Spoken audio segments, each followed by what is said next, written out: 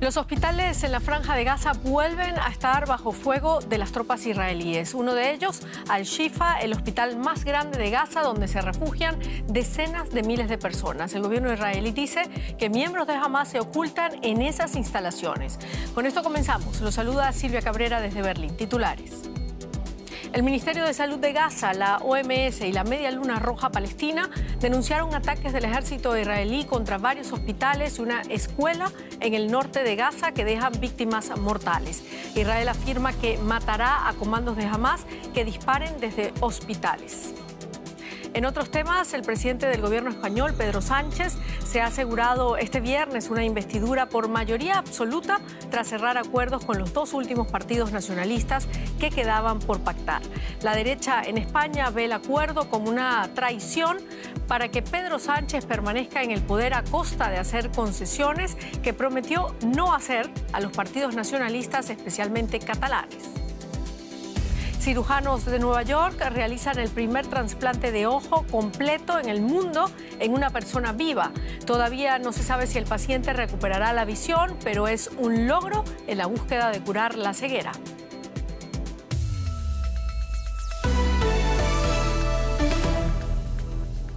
La Cruz Roja advirtió de que el sistema sanitario de Gaza se encuentra a punto de colapsar. De acuerdo a voceros de Hamas que controlan ese sistema sanitario, misiles israelíes impactaron Al-Shifa, el mayor hospital de la zona.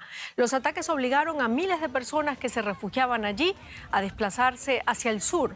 Fuentes de Hamas aseguraron que más de 11.000 personas han muerto en Gaza, mientras que el número de heridos ya alcanza los 27.500 desde que comenzó el conflicto. Israel no ha confirmado el ataque, pero afirmó que sus fuerzas se encuentran activas cerca del hospital, bajo el que sitúan puestos de mando de Hamas, al igual que bajo otros edificios anexos. Mientras tanto, el paso de Rafah al sur de la Franja, que había sido reabierto el pasado 1 de noviembre para dar acceso a Egipto a personas de otras nacionalidades y a pacientes de urgencia palestinos, permanece de momento cerrado. Los combates en la Franja de Gaza continúan con la misma ferocidad. Más muertes, más gente huyendo. Miles de personas, en su mayoría a pie, evacuaron el viernes el norte de la asediada Franja de Gaza hacia el sur. El sufrimiento de la población aumenta día a día. La entrega de ayuda humanitaria por el paso fronterizo de Rafah, que conecta a la Franja con Egipto, sigue siendo lenta y la desconfianza mutua alta. Permitimos la entrada de ayuda humanitaria a Gaza por pedido del gobierno estadounidense y en coordinación con Egipto, la ONU y otros actores relevantes. Quiero ser muy claro. Como veamos que Hamas usa la ayuda humanitaria que viene a través de Rafah, la vamos a interrumpir.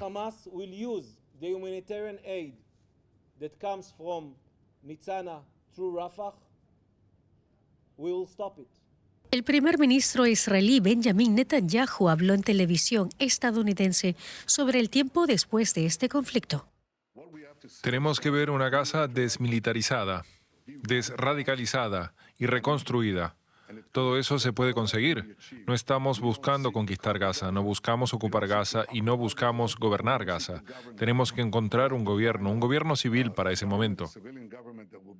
Aún no se sabe si se refiere al presidente de la Autoridad Palestina, Mahmoud Abbas, quien se reunió la semana pasada con el secretario de Estado de Estados Unidos, Antony Blinken. De hecho, Abbas expresó su voluntad de volver a asumir el control de Gaza.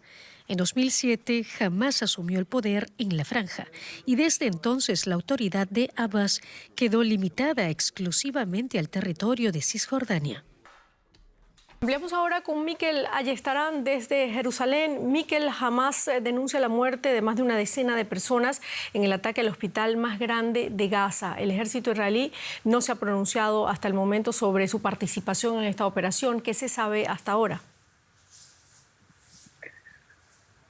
El ejército de Israel acusa a Hamas de tener su principal base de control, su principal centro de operaciones y de inteligencia bajo lo que es el subsuelo del hospital de Al-Shifa, que es el gran centro de referencia médico en toda la franja. Y ahora mismo lo que tenemos es, por un lado, esas acusaciones por parte del ejército de Israel y, por otro lado, las palabras del propio director del centro de Al-Shifa, que acusa a los israelíes de haber declarado la guerra abierta a los hospitales, ya que, además de Al-Shifa, otros dos centros, Rantisi y Al-Quds, también están rodeados por los tanques y hace escasos minutos, desde la Media Luna Roja, han denunciado precisamente un ataque directo contra la unidad de cuidados intensivos en el hospital de Al-Quds. Tenemos esas dos versiones. Por un lado, la que dicen los israelíes, que ellos mantienen que Hamás tiene ahí escondidos a sus milicianos y a sus centros de operaciones bajo los hospitales, que los utilizan como tapadera, y por otro lado tenemos lo que nos dicen los médicos desde el Ministerio de Salud en Gaza, y hay que tener en cuenta también que los hospitales, como las escuelas, en la franja se han convertido desde el 7 de octubre, además de lugar para miles de heridos y enfermos, lugar donde se están intentando buscar una zona segura miles de familias desplazadas por los combates.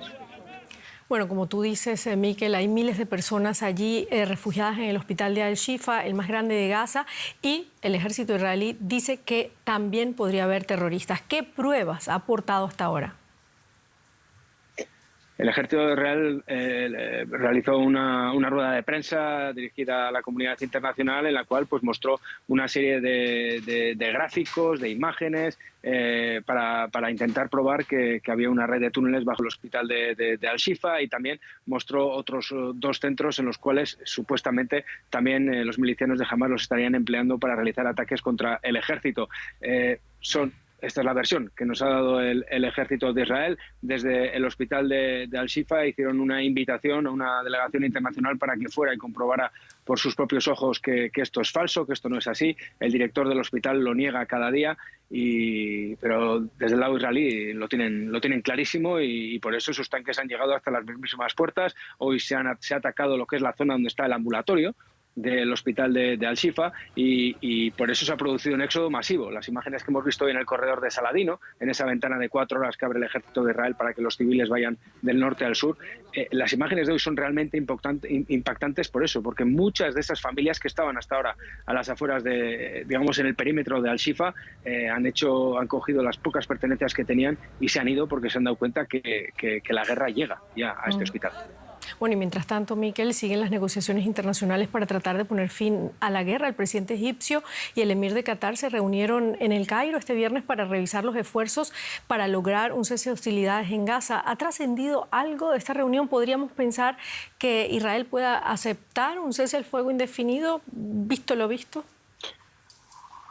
Indefinido, desde luego que no. Lo que yo creo que está sobre la mesa simplemente es un alto el fuego, digamos, temporal, a cambio de la liberación de rehenes. Pero Benjamín Netanyahu es muy claro e insiste por activa y por pasiva que no va a haber alto el fuego hasta que jamás libere a todos los rehenes. Eso es lo que dice el primer ministro, aunque, como dices, hay un proceso negociador abierto. Hoy El Cairo, sin duda, ha sido la capital de las negociaciones. Por un lado, al alto nivel político, entre el máximo dirigente de Qatar y el presidente al-Sisi, pero también hay que recordar que hoy en El Cairo hay una cita muy importante entre el liderazgo de Hamás en el extranjero, Khaled Mashal y Ismail Haniyeh, con el jefe de la inteligencia de los servicios secretos egipcios, con lo cual hemos tenido esta doble reunión.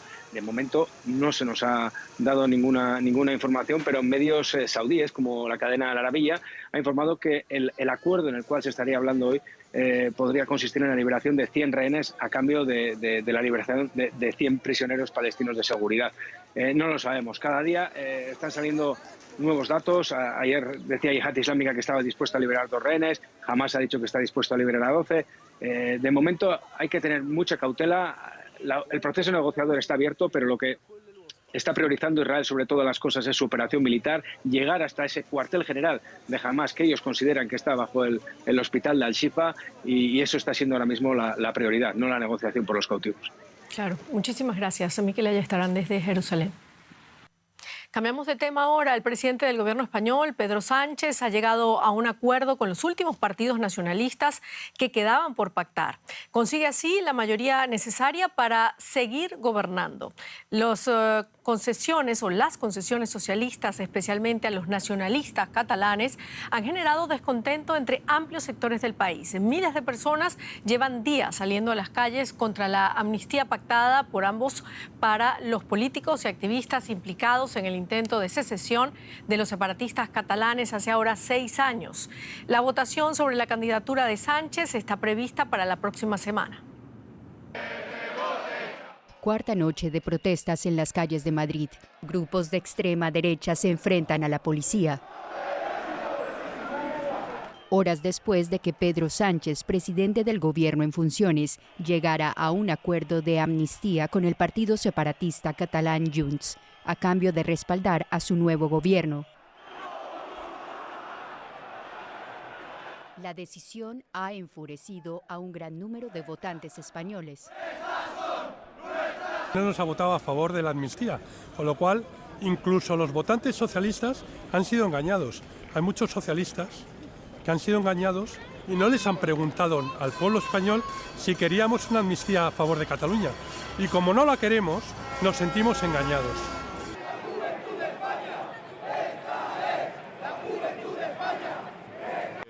El gobierno ha decidido perdonar delitos a delincuentes que intentaban romper la unidad del país. Porque por conseguir 7 votos para una legislatura que ni siquiera saben cuánto va a durar. El líder de la oposición conservadora también condenó la concesión de una amnistía para los condenados por el proceso independentista catalán, que culminó en 2017 con una declaración de independencia unilateral.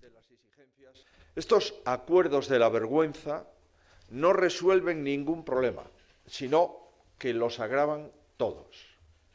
Pero el acuerdo fue muy bien acogido por uno de los protagonistas del intento de secesión, el líder de Junts, Carles Puigdemont, ahora un potencial artífice del próximo gobierno. Habló desde Bruselas, donde vive en un exilio autoimpuesto. Este acuerdo contiene la ley de amnistía con la voluntad compartida de no dejar fuera a nadie de los que hayan sufrido persecución, de la forma que sea, penal, administrativa, económica, por la mera contribución al proceso de independencia de Cataluña. Los socialistas califican el acuerdo de oportunidad histórica para resolver un conflicto. También evitará unas nuevas elecciones, pero está despertando un profundo resentimiento en la sociedad española. Y por esto conectamos ahora en Madrid con nuestro colega Carlos Marlasca. Carlos, Sánchez ya tiene los apoyos para renovar su mandato, pero la agitación social y política no parece ir a calmarse a corto plazo. ¿Qué escenarios posibles se abren de cara a la investidura? ¿Qué tal? Buenas tardes. Por octavo día consecutivo, hoy hay convocadas en alrededor de una veintena de ciudades españolas protestas frente a la sede del Partido Socialista. Este domingo el partido de la oposición, el Partido Popular, ha convocado una gran protesta en la Puerta del Sol a las 12 de la mañana, pero no parece que ninguna de estas muestras de desafecto vaya a poder obstaculizar la investidura de Pedro Sánchez. La mayoría de medios de comunicación señalaba que es probable que este lunes la presidenta del Congreso, Francina Armengol, marque las fechas para la investidura del presidente para esa misma semana, para la semana que viene. Habrá que ver qué ocurre después. Han sido varios los gobiernos regionales, como el de Cantabria o el de Castilla-La Mancha, que han anunciado recursos contra esa ley de amnistía pactada con Junts, y asociaciones de jueces y abogados también han mostrado su descontento por ese pacto, pero ninguna de estas situaciones parece que vaya a poder impedir que este mismo mes España tenga presidente. Bueno, los apoyos de los nacionalistas vascos de PNV y de Coalición Canaria, normalmente afín a los conservadores, cierran los últimos votos necesarios, pero Sánchez se queda con una mayoría que a priori parece bastante inestable. La pregunta para muchos es ¿cuánto durará? ¿Se han unido garantías a los pactos de gobierno para garantizar la estabilidad?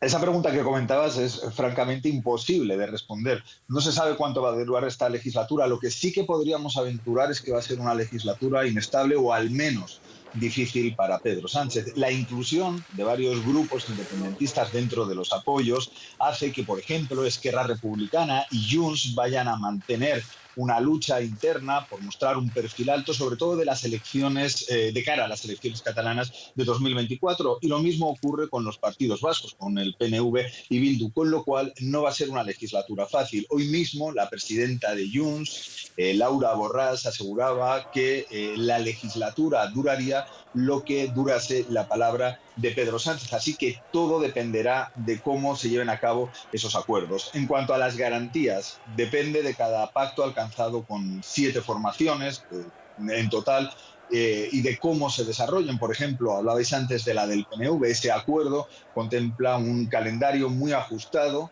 y también la creación de una comisión para que cada 6 meses se vaya revisando el cumplimiento de los epígrafes. Entonces, las garantías están dentro de cada pacto, pero depende en gran medida de cómo se desarrolle estos acuerdos y lo que contienen. Claro. Muchísimas gracias, Carlos Marlaska, desde Madrid. Economía ahora con Andrés Blumenkrantz. ¿Qué tal, Andrés? ¿Qué tal, Silvia? Vamos a hablar del mercado de bebidas espirituosas en nuestra región y un desarrollo muy interesante, porque la débil demanda de los consumidores, principalmente en América Latina y en el Caribe, ha reducido las previsiones de beneficios del mayor productor mundial de bebidas alcohólicas. Hablamos de la empresa Diageo. Este grupo empresarial con sede en Reino Unido ha emitido una alerta de beneficios para la primera mitad del año que viene, derrumbando de paso el valor de sus acciones en más de un 10%. Diageo, propietaria de marcas como el whisky Johnny Walker, el vodka Smirnoff o la cerveza Guinness, difundió un panorama materialmente débil en América Latina y el Caribe, región que representa cerca del 11% de su negocio. Otros productores se hicieron eco de la caída, ya que con la subida de la inflación, los consumidores se decantan por marcas más baratas. Y de este asunto vamos a hablar, por supuesto, con nuestra corresponsal financiera, Ana Nieto. Ana, cuéntanos qué detalles ha dado el grupo Diageo del pinchazo de ventas que esperan en América Latina y en el Caribe. La previsión de la empresa que hace JB y Johnny Walker era que los resultados mejoraran en el primer semestre fiscal del año 2024, pero eso no va a ocurrir, como han dicho hoy en su Profit Warning, porque las ventas en América Latina y en el Caribe van a caer un 20%, lo que sin duda va a presionar a la baja sus beneficios.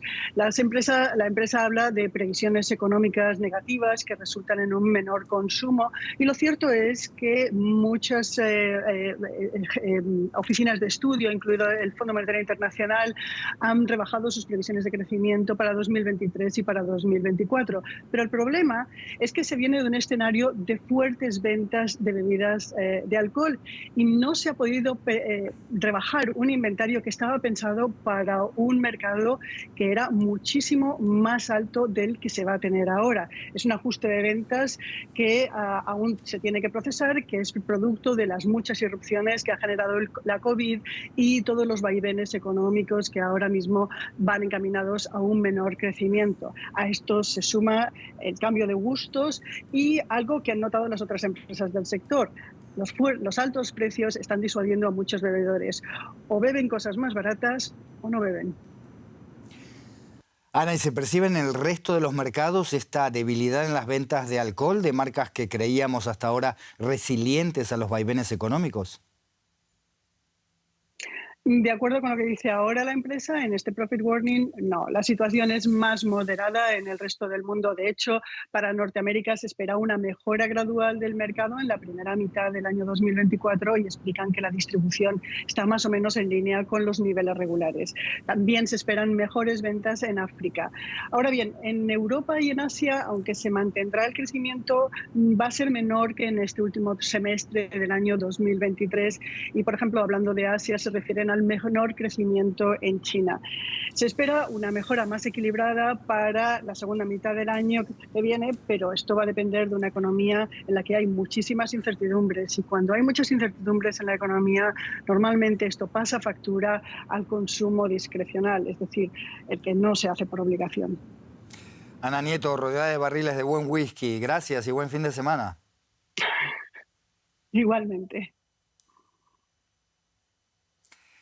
Y aquí en Europa, la Comisión Europea ha añadido a Meta, la matriz de Facebook, y a Snap, la propietaria de Snapchat, a la creciente lista de empresas tecnológicas a las que está investigando en relación con contenidos ilegales. La Comisión Europea comunicó que ha enviado requerimientos formales a Meta y a Snap sobre las medidas que aplican para proteger a los menores en el uso de sus aplicaciones. El jueves la Comisión ya había abierto investigaciones similares contra YouTube y contra TikTok.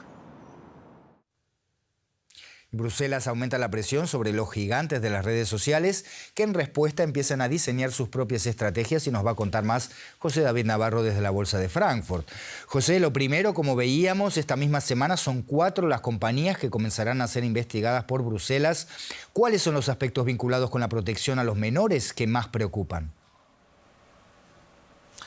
Hola Andrés, ¿qué tal? Pues los 2 áreas que más preocupan a las autoridades europeas son la salud mental, por supuesto, de los menores y también la salud física. En ese requerimiento de más información a estas 4 compañías que vosotros adelantabais, les piden, por ejemplo, uno de los requisitos es preguntarles qué control de riesgos han preparado en el caso de que la situación para la seguridad, como les decía, de los datos y de la protección de la salud mental y física de los menores vayan estas plataformas a peor.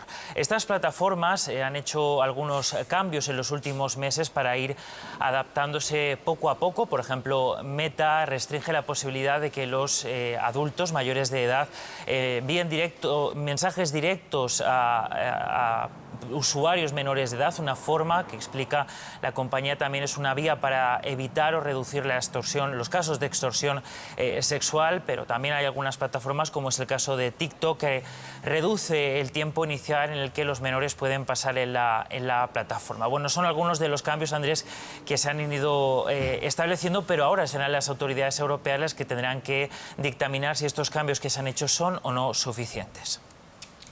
José, estamos hablando de empresas que ganan fortunas con publicidad. Ante las nuevas normas en Europa, que son más estrictas con la protección de datos, ¿cómo están reorganizándose las redes?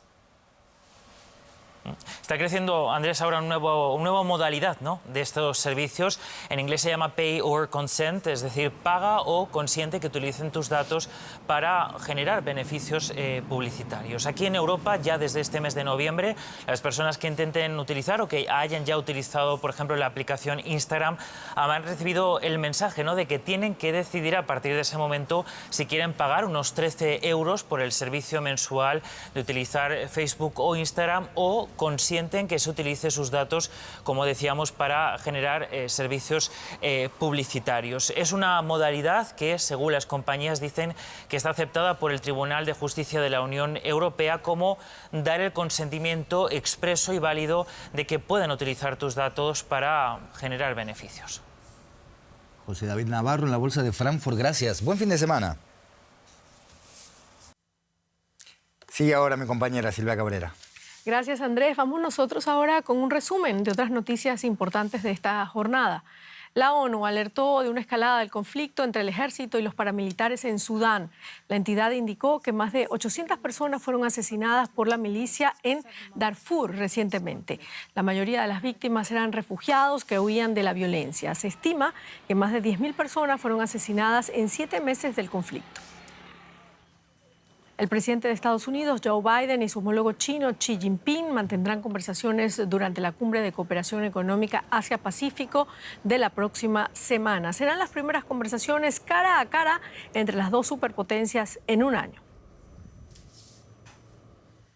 Y cirujanos de Nueva York han realizado el primer trasplante del mundo de un ojo humano entero. En una intervención quirúrgica que duró 21 horas, restauraron grandes partes de la cara y le trasplantaron el ojo de un donante.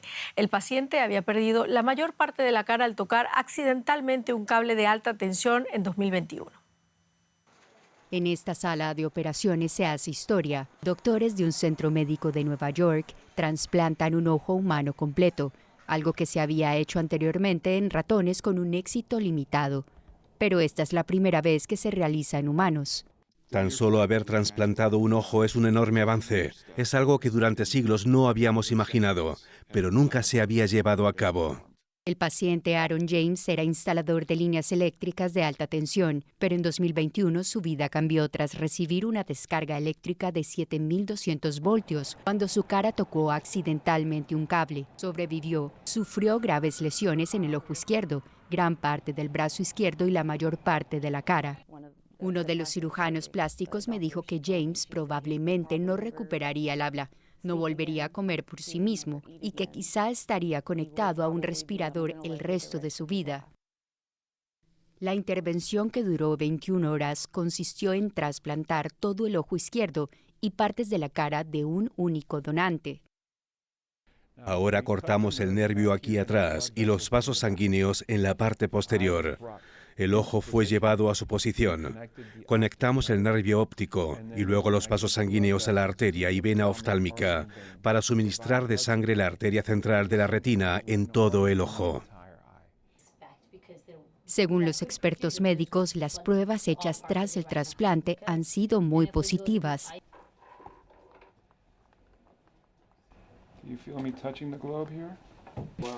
Estoy muy impresionado. El hecho de que el ojo esté vivo y se vea saludable es muy especial. No decimos que vayamos a devolverle la visión, pero estamos a un paso más cerca. Aun si no puedo volver a ver, en realidad, después del accidente ni siquiera tenía un ojo. Así que tal vez se haya aprendido algo para ayudar a la siguiente persona. Así es como se comienza. Hay que empezar en alguna parte. De momento, las resonancias magnéticas muestran una actividad cerebral confusa. Los cirujanos dicen que podría tardar meses hasta que se sepa si Aaron James recuperará la visión. Bueno, ahora una última nota relacionada con el cambio climático que nos da algo de esperanza también. La deforestación de la selva del Amazonas se redujo un 22% en un año. Según la ministra brasileña del Medio Ambiente, Marina Silva, entre julio del 2022 y agosto del 2023 se talaron aún, pese a todo, 9.000 kilómetros cuadrados de selva. El gobierno brasileño quiere detener por completo la deforestación para el año 2030. La selva tropical es considerada el más importante estabilizador para la conservación del clima global. Sin embargo, existen fuertes intereses económicos en la industria agrícola, maderera y minera que se oponen a su protección. Y con esto terminamos nuestro informativo. Muchísimas gracias por habernos acompañado. Les recordamos que todas las informaciones que ustedes vieron acá en esta emisión también las pueden buscar y ampliar en nuestras redes sociales. Hasta luego.